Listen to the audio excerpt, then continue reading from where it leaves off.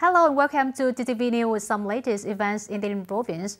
Ladies and gentlemen, in the morning of June 7, TayNinh Provincial Party Committee have a conference on external information on the work and regional situation, the external affairs of the party and state, Vietnam-Cambodia relations, especially diplomatic relations between TayNinh Province and bordering province of the Kingdom of Cambodia.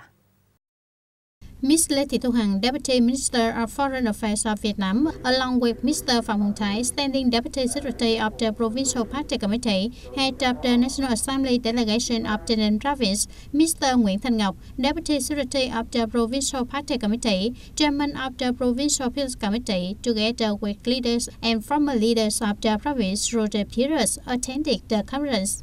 At the conference, Ms. Lê Thị Thu Hằng said that in the first 6 months of the year, Vietnam's external activities took place proactively and effectively and achieved great growth. Vietnam has ensured peaceful and stable environment in the construction and development of the country, ensuring no incidents at sea, coordinates well management of the land border economically. Despite the world's difficult situation, the attraction of foreign investment in Vietnam is still high compared to the region. In the first 6 months of the year, Vietnam also welcomed many high-ranking delegations from other countries to visit Vietnam, contributing to promoting cooperation relations between Vietnam and other countries and territories around the world. Speaking at the conference, Mr. Phạm Hồng Thái suggested that in the coming time, the Ministry of Foreign Affairs should continue to support and help TayNinh Province connect and attract foreign investment, study and advise the government on policies and solutions that are radical and serious in dealing with the situation of Vietnamese people migrating from Cambodia to Vietnam, tackle cross-border environmental pollution. At the same time, it is suggested that the government should have funding to support households affected by the demarcation and blending of landmarks between Vietnam and Cambodia. We are also ready to work with the provincial leaders to handle outstanding issues. Regarding the Vietnam work in Cambodia, we also share with the locality very much, and we agree that we need to have a comprehensive solution policy in all localities. The Deputy Minister of Foreign Affairs also said that it will be ready to support TayNinh Province in organizing connection activities between localities and localities, between localities and businesses, and between TayNinh and other foreign countries and localities. On July 6, the delegations of the Central Committee of the Vietnam Farmers Association, led by Mr. Nguyễn Xuân Thắng, heads of the Department of Ethnicity, Religions, National Defense and Security under the Central Committee of the Vietnam Farmers Unions, pay a visit and work in TayNinh Province. In Tân Biên District, the delegation visited Trang Riek Residential Area, Trang Riek Border Gas Station, and models of papaya and areca planting in Tân Khai Hamlet, Tân Lộc Camille. In the afternoon of the same day, the delegation visited the model of growing avocado and embrace apple of the family of Ms. Lê Thị Thập in Tân Hà Camille and visited the Orchid Professional Association in Tân Dũng Hamlet, Tân Hà Camille. The delegation also had a working session at Tân Hà Border Gas Station, where it was informed about reports on propaganda and mobilization of cavalry soldiers and farmers members in studying and thoroughly grasping the party's guidelines, the state policies and laws, the work of coordinating to build a strong and comprehensively strong association and border gas units, mobilizing farmers of all ethnic groups to effectively implement socio-economic development programs, participate in building spiritual and cultural life, promote the traditional cultural identity of the nation, coordination in mobilizing and guiding farmers to participate in protecting territory, sovereignty, and maintaining security and order in border areas in recent years. In the afternoon of July 6, the Population and Family Planning Sub-Departments of the provinces of TayNinh and An Giang had a meeting to exchange experiences in implementing communication and education programs on population and development of the units.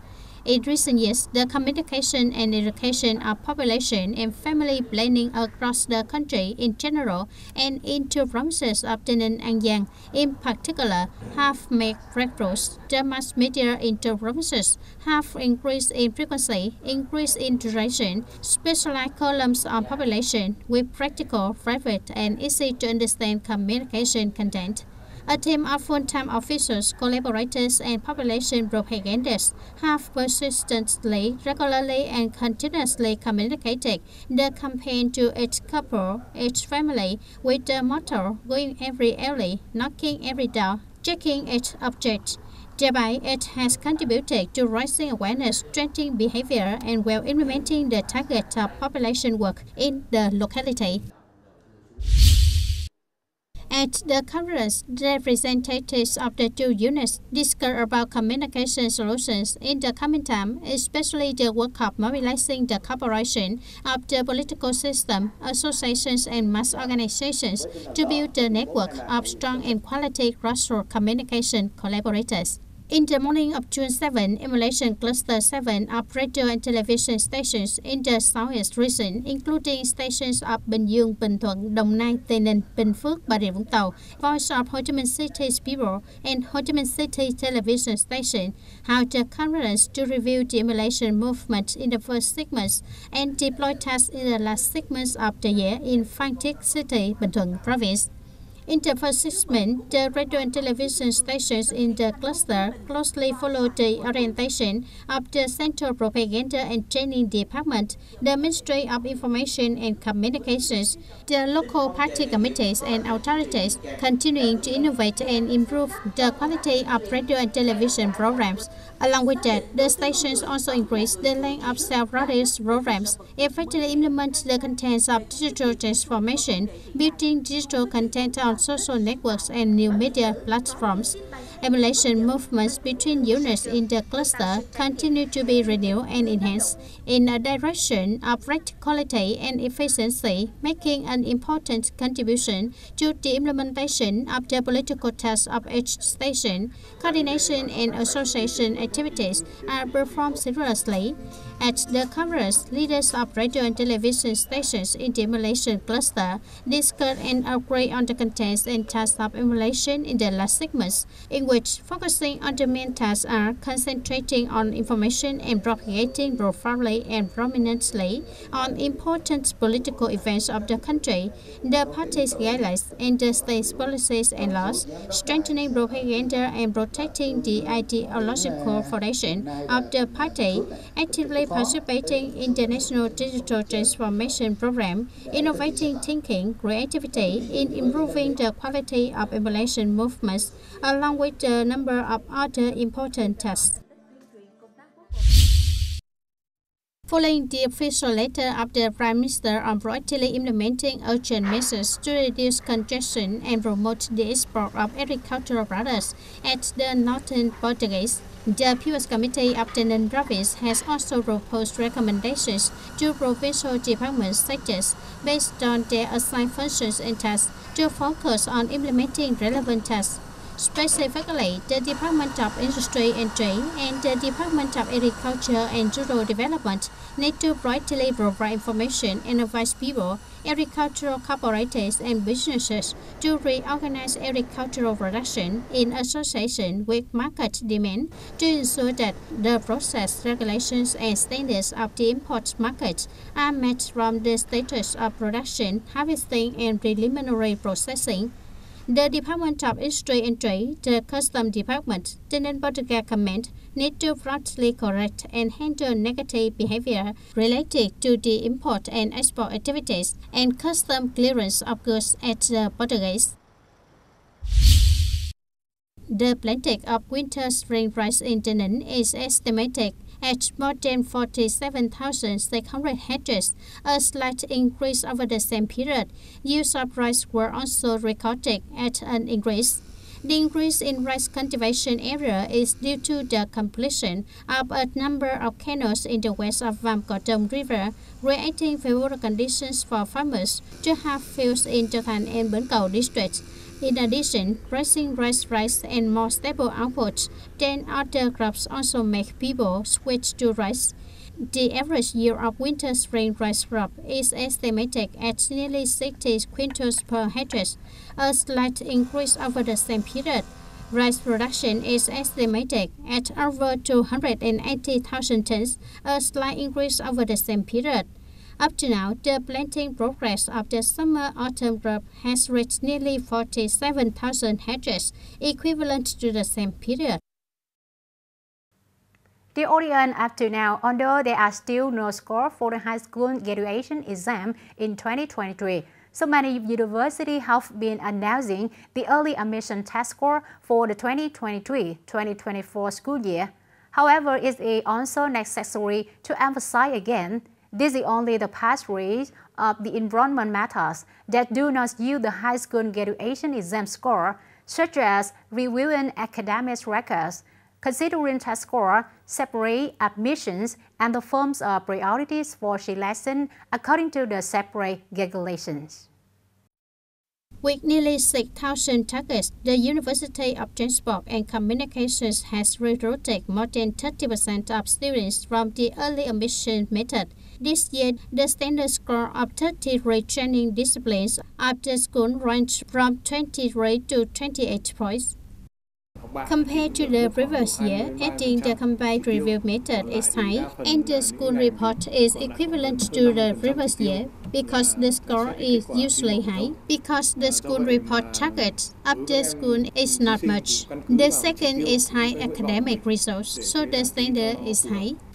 As for the Hanoi University of Industry, the benchmark score with early admissions methods this year increased slightly compared to last year in many disciplines, with an average decrease of about 0.5 points. Particularly, the method of admission is by academic records. The standard score ranged from 25 to 29 points, in which the information technology industry has the highest score with 29.23 points.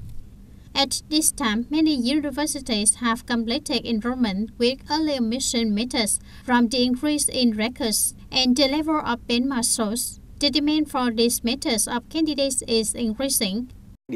Considering the second phase is 2 points higher than the first phase, even 4 points due to the quality of the entrance exam, it's glad that the input quality ratio is more positive than last year. With many universities having been announcing their admission score for the academic year of 2023-2024, many candidates are somewhat certain of their chances of getting into university. Meanwhile, pressure and tension continue to pile up on the remaining candidates who had not yet received their test results or had not been accepted by any form of application. Ladies and gentlemen, according to the regulation of the Ministries of Education and Training, from July 10, candidates will start to register for admissions on the general system of the ministry.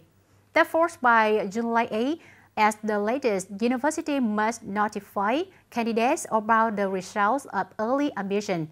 However, these results is only a necessary condition in order to be officially admitted.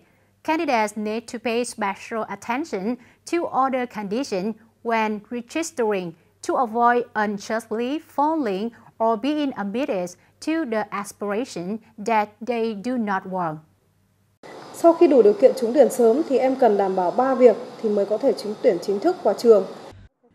This is the content the admission counselors of this university often have to emphasize to candidates who receive confirmation of eligibility for admission early. As soon as the school announced the admission conditions early, thousands of calls asked a lot. Those to submit. The most common question is, what do I need to do after I'm accepted early?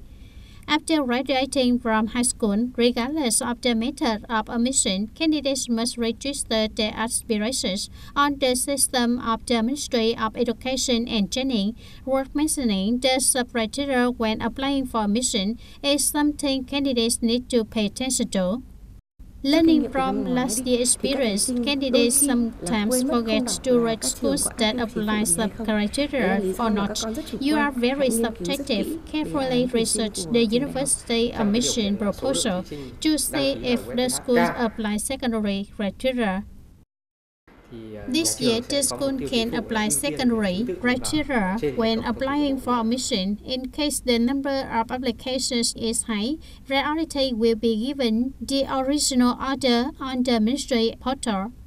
This year, in order to avoid confusion when applying for admission on the system of the Ministry of Education and Training, candidates will only have to choose the school code, choose the method of applying for the high school graduation exam score of 2023, or the method of applying for other admissions.